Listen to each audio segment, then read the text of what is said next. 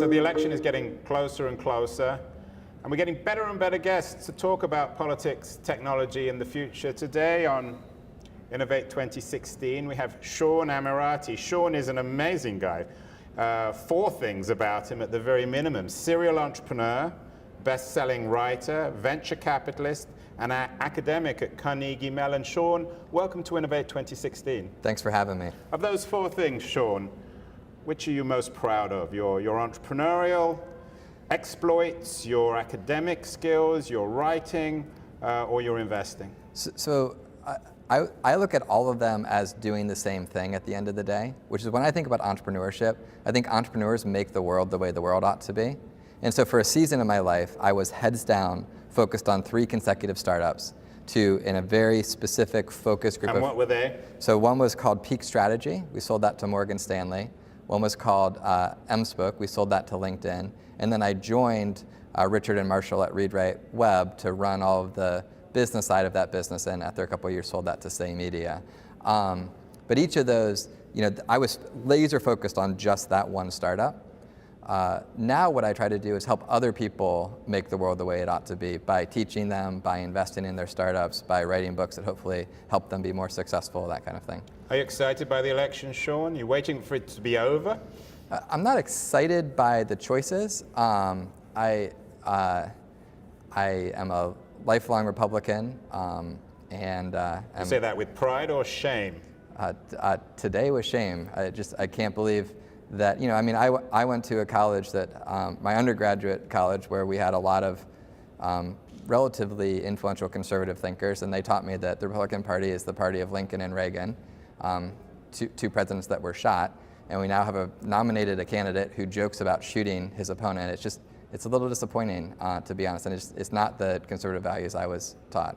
So what do we need, we collectively, the venture community, the entrepreneurial community, the tech community? What do we need from this election, Sean?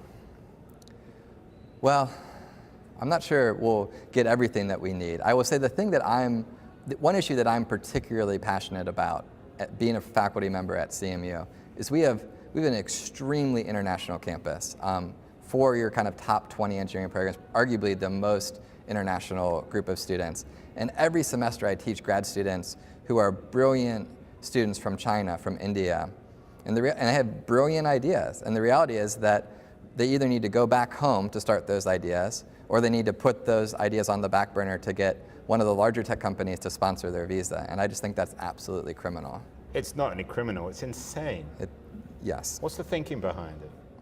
I have no idea. It feels like an issue that everybody should realize is crazy, and it's great to see. I will tell you, it's been a breath of fresh air on campus since Obama has put forth this, I guess, executive resolution or whatever, to get visas for people who raise a certain amount of capital. Whether that passes as proposed or not, I think just for the international students to understand that this is a possibility has been really heartening and really added a whole nother community to the entrepreneurship group at CMU.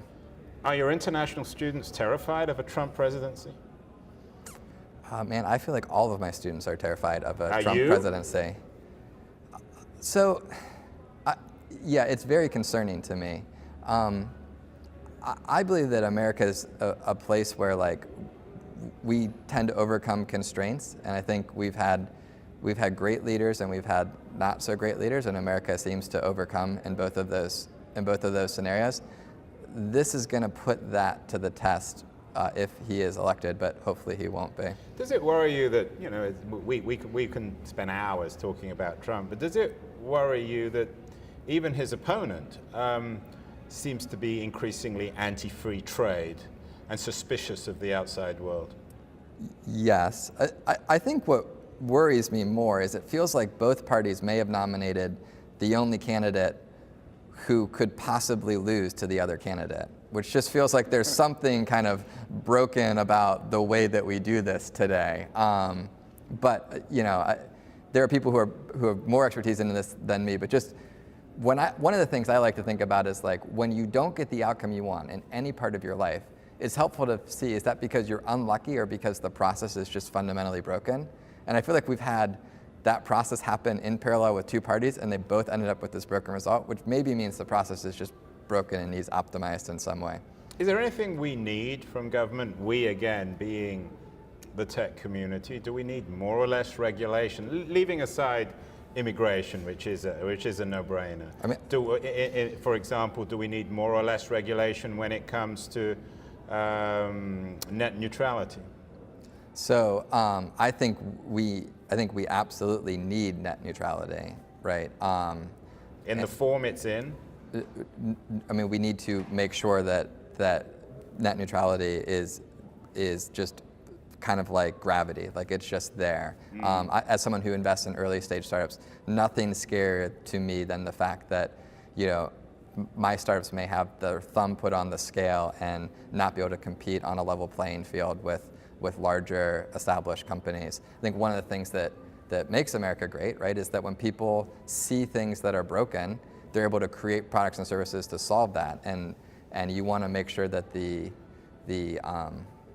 sort of competitive landscape is open enough for people to be able to do that. So my general answer to your question would be less regulation is generally good, because I want to make sure that that is as open a competitive dynamic as possible. But in situations like net neutrality, I also want to make sure people like Verizon or large internet conglomerates aren't getting in the way of that kind of free, open competition. Well, finally, Sean, are you confident about the election? Are you confident as maybe an ex-Republican that Hillary's going to win, or do you really believe that Trump might win it? I think it's really important that everybody who's as look at the camera here, everybody. I think it's really important that everybody who's as concerned as I am make sure they actually go cast a vote. Because I think if you think about things like Brexit in England, the problem is people who cared didn't show up, and people who maybe didn't feel the way others did, and that's how you end up with these really scary outcomes. So it seems like all the polls show that she's going to win, but that requires everybody who feels that way and reports to the pollsters that way actually showing up and pulling the lever.